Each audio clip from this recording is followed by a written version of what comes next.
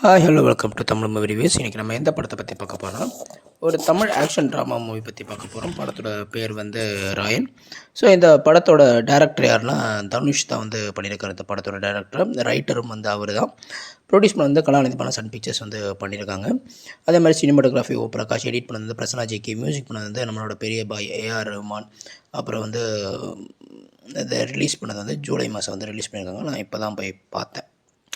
So படத்தை வந்து ஒரு 2 நாள் முன்னாடி தான் போய் பார்த்தேன். அதே மாதிரி வந்து பார்த்திங்கன்னா இந்த படத்தோட கேஸ்டிங்ஸ்லாம் நம்ம பார்த்தலாம். தனுஷ் வந்து காத்தவராயனாகவும், அவங்களோட 2 தம்பிகளை வந்து சுந்தீப் கிஷன் வந்து முத்துவேல் ராயனாகவும், அப்புறம் காளிதாஸ் ஜெயராம் வந்து மாணிக்கவேல் ராயனாகவும் நடிச்சிருக்காங்க. துஷாரா விஜயன் வந்து இவங்க 3 பேருக்குமே தங்கச்சியாக வந்து நடிச்சிருக்காங்க, துர்கான்ற பேரில். அப்புறம் அப்பர்ணா பாலமுரளி வந்து மேகலான்ற கேரக்டர் சுந்தீப் கிஷனோட ஒய்ஃபாக லவ்வராக வந்து நடிச்சிருக்காங்க. அப்புறம் எஸ்ஜே சூர்யா வந்து சேதுராமன்ற கேரக்டரும், செல்வராகவன் வந்து சேகர்ன்ற கேரக்டரும், அதே மாதிரி வந்து பார்த்திங்கன்னா சரவணன்ற துரைன்ற கேரக்டரும், திவ்யா பிள்ளை வந்து எஸ்ஜே சூர்யாவோட வப்பாட்டியாகவும், வரலட்சுமி வந்து எஸ்ஜே சூர்யாவோட பொண்டாட்டியாகவும் நடிச்சிருப்பாங்க. பிரகாஷ்ராஜ் வந்து கமிஷனராகவும், அறந்தாங்கி நிஷா வந்து போலீஸ் ஆஃபீஸராகவும், செல்முருகன் அப்புறம் தேவதர்ஷினி வந்து நர்ஸாக வந்து இந்த படத்தில் வந்து நடிச்சிருப்பாங்க. அப்புறம் திலீபன் குரு அப்படின்ற கேரக்டர் நடிச்சிருப்பார். இளவரசு வந்து நடிச்சிருப்பார். இன்னும் நிறைய பேர் இந்த படத்தில் வந்து நடிச்சிருப்பாங்க. இந்த படத்தோட கதை என்னென்னா, தனுஷும் அவரோட 2 தம்பிகளும் தங்கச்சி வந்து கை குழந்தை இறங்குறப்ப, அதாவது சின்ன வயசில் நடக்கிற சம்பவம். அப்போ வந்து அவங்க அப்பா அம்மா வந்து ஏதோ போயிட்டு வரேன்ப்பா அப்படின்னு சொல்லிட்டு போயிடுவாங்க. போன அவங்க அப்பா அம்மா திரும்ப வர மாட்டாங்க. ஸோ வந்து என்ன நம்ம அப்பா அம்மா திரும்ப வரலையா அப்படின்னு சொல்லி பக்கத்தில் இருக்கிற பூசாரி கிட்ட போய் இந்த விஷயத்தை தெரிவிக்கிறப்ப, பூசாரி வந்து இங்கே உட்காருங்கப்பா, நீங்கள் சின்ன பசங்க வெளியே போகக்கூடாது, நான் வந்து ஆளுங்களை கூப்பிட்டு வரது என்ன ஏதுன்னு விசாரிச்சுட்டு வரேன் அப்படின்ற சொல்லிட்டு வெளியே போனதுக்கப்புறம் அவர் அந்த பொன் குழந்தைவனை, அதாவது துஷாரா விஜயன் வந்து குழந்தையாக இருப்பாங்க. அப்போ தனுஷோட கையிலேருந்து பிடிங்கி அதை வந்து விற்க பார்ப்பார். ஸோ அப்போ வந்து தனுஷ் வந்து என்ன பண்ணுவார், அந்த பூசாரி அதை வெட்டிட்டு தன்னோட தங்கச்சியை தன்னோட தம்பியையும் எடுத்துகிட்டு ஊரை விட்டு ஓடி போயிடுவார். ஓடி போய் என்ன ஆகுனா, தன்னோட ஓடி போய் அதுக்கப்புறம் வந்து பார்த்திங்கன்னா ஒரு லாரியில் வந்து ஏறி உட்காந்துருவாங்க. அந்த லாரி வந்து எங்கேயோ போகும்போது பார்த்திங்கன்னா சேகர், அதாவது செல்வராகவனை வந்து மீட் பண்ணுவாங்க. அதுக்கப்புறம் அங்கேருந்து பழக்கம் ஏற்பட்டு கொஞ்சம் கொஞ்சமாக முன்னேறி அதுக்கப்புறம் வந்து பார்த்திங்கன்னா ஒரு ஃபாஸ்ட் ஃபுட்டு கடை ஒன்று வைப்பார் தனுஷ் தான் கஷ்டப்பட்டு அவங்களோட 2 தம்பியையும் அவங்க தங்கச்சியையும் வந்து வளர்ப்பாங்க. ஒரு கட்டத்துக்கு மேலே என்ன ஆகுனா, இந்த காளிதாஸ் ஜெயராம் வந்து இப்போ காலேஜில் வந்து எலெக்ஷனில் நிற்பாப்புல. எலெக்ஷன் நிற்கும்போது அங்கேருந்து ஒரு சின்ன ஒரு பிரச்சனை தான். அது வந்து அவர் வித்ட்ரா பண்ணுற மாதிரி வித்ட்ரா பண்ணிவிடுவாங்க. ஆனால் அவங்களோட சுந்தீப் கிஷன் என்று சொல்லிட்டு இன்னொரு தம்பி, 2வது தம்பி ஒருத்தர் இருப்பார். அந்த 2வது தம்பியால் தான் ஒரு பெரிய ஒரு பிரச்சனையாகும். துரைன்னு சொல்கிற ஒரு பெரிய ஒரு டானு, துரை சேதுராமன் 2 பேர் இருப்பாங்க.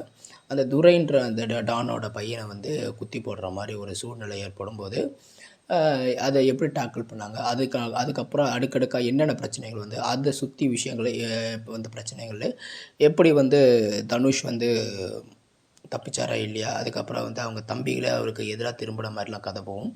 அதுலேருந்து என்ன ஆச்சு, அவங்க தம்பிங்களுக்கு என்ன ஆச்சு, அவர் மொத்தத்தில் அந்த குடும்பத்தை காப்பாற்றினாரா இல்லையா என்ன அப்படின்றத இந்த படத்தோட மீதி கதை. ஸோ இந்த படம் வந்து பார்த்திங்கன்னா உங்களுக்கு வந்து ரொம்ப வித்தியாசமாக இருக்கும். ஏன்னா எப்போவுமே வந்து அண்ணன் தம்பி வந்து ஒன்றா இருப்பாங்க. ஆனால் தம்பிகளே வந்து அண்ணனை குத்தி போடுற அளவுக்கு வந்து போகிற அளவுக்கு இந்த படத்தை வந்து காமிச்சிருக்காங்க. நிறைய பேர் வந்து நெகட்டிவ் ரிவ்யூஸ் தான் கொடுத்தாங்க. ஆனால் எனக்கு என்னமோ பெருசாக வந்து நெகட்டிவாக தோணலை, பரவாயில்லையா இருந்தது. பட் ஆனால் எனக்கு தோணின ஒரே ஒரு முகம் சுளிக்கிற ஒரு விஷயம் என்னென்னா, அப்பர்ணா பாலமுரளி வந்து தன்னோட குழந்தைய தானும் சந்தீப் கிஷனும் பெற்றெடுத்த குழந்தைய வந்து தனுஷோட கையில் கொடுத்துட்டு போயிடுவாங்க. ஸோ அது ரொம்ப வந்து ஆக்வர்டாக இருந்தது அந்த ஒரு சீன் வந்து. மற்றபடி வந்து பரவாயில்ல. ஆனால் சொந்த தம்பிகளே வந்து அண்ணனுக்கு எதிராக திருப்புறது வந்து அது இன்னும் கொஞ்சம் டீப்பாக காமிச்சிருக்கலாம். அதாவது கொஞ்சம் அந்த ரீசன் வந்து கொஞ்சம் ஹெவியாக காமிச்சிருக்கலாம். அது ஒரு சப்ப ரீசன் மாதிரி ஆகி போயிடுது. எஸ்ஜே சூர்யாவோட சேர்ந்து பண்ணுற மாதிரி தான் போகும். ஸோ அது வந்து இன்னும் கொஞ்சம் வெயிட்டாக அந்த பிளாட்டை வந்து வச்சுருக்கலாம். மற்றபடி பெருசாக ஒன்றும் இல்லை. ரொம்ப மகாராஜா, அதாவது விஜய் சேதுபதியோட 50வது படம் மகாராஜா, அப்புறம் அஜித்தோட படம் மங்காத்தா, 50வது படம் மங்காத்தா அப்படின்ற மாதிரி அந்த அளவுக்கு ஈக்குவலாக வந்து தனுஷுக்கு இருக்குது அப்படின்னா அது கிடையாது. பரவாயில்ல, அவ்வளோதான். மற்றபடி இந்த மகாராஜாவுக்கும் மங்காத்தாக்கு அளவுக்கு வந்து இவருக்கு இந்த 50வது படம் அமைஞ்சிருக்கானா கிடையாது.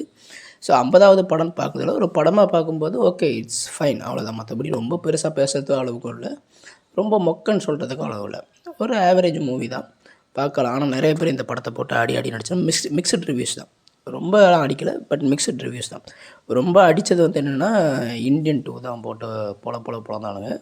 இப்போவும் பொழந்துட்டு தான் இருக்காங்க. காலம் 8ல் பொழந்துட்டுருக்காங்க. இன்னும் ஓடிடியில் இப்போ ரிலீஸ் ஆச்சு. அது இன்னும் போட்டு பயங்கரமாக பொழந்துட்டுருக்காங்க. ஸோ அது மாதிரி வந்து பார்த்திங்கன்னா இந்த படம் வந்து அவ்வளோ மோசம்லாம் ஒன்றும் இல்லை. ரொம்ப வெட்டு குத்து கொலை அப்படிலாம் போய்க்கிட்டே இருக்குது. தன்னோட தம்பியை காப்பாற்றுறதுக்காக தன்னோட தங்கச்சியோட மானத்தை இழந்து அதுக்கப்புறம் அதை பழி வாங்குறதுக்காக போய் அப்புறம் என்ன ஆச்சு அப்படின்றது தான் கதை. அப்படியே போய்கிட்டு இருக்கும் கதை. ரொம்ப ரொம்ப க்ரிப்பு சீட்டுக்கு எட்ஜில் உட்காந்து படத்தை பார்க்குற மாதிரி அப்படின்ற மாதிரிலாம் இல்லை. ஓகே, அடுத்தடுத்து என்ன நடக்கும் இது தான் போகும் அப்படின்ற மாதிரி அது ஒரு ஃப்ளோவில் அப்படியே போயிடுச்சு. பாட்டு வந்து அந்த உசிரே அப்படின்ற அந்த பாட்டு மட்டும்தான் அது வந்து ஓரளவுக்கு தான் மைண்டில் நிற்கிது. மற்ற பாட்டெல்லாம் வந்து ரொம்ப நிற்கலை.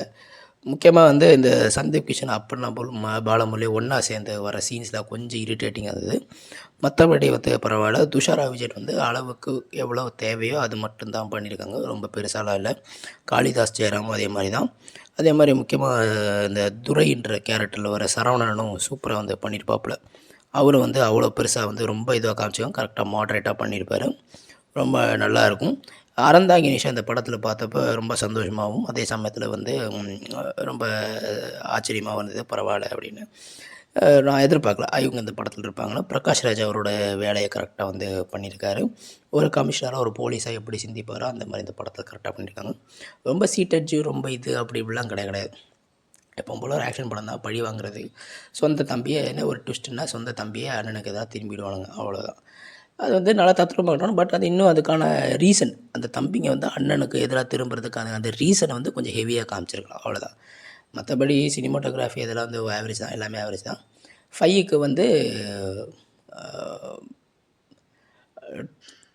3.1 கொடுக்குறேன். தேங்க்யூ.